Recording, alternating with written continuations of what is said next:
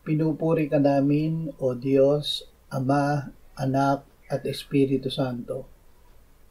Salamat, Ama, na ibinigay mo sa amin si Jesus na iyong anak, na namatay para sa aming kasalanan, iyong muling binuhay, iniakyat at iniluklok sa iyong kanan sa langit. Salamat na ibinigay mo sa amin ang iyong banal na Espiritu at sa pamamagitan niya ay ibinuhos mo ang iyong pag-ibig sa aming puso. Panginoong Hesus, sinugo ka ng Ama hindi upang kami ay hatulan, kundi upang kami ay iligtas. Sumasampalataya kami na ikaw ay namatay para sa aming kasalanan at muling nabuhay. Kami ay inalis mo na sa kahatulan ng kautusan.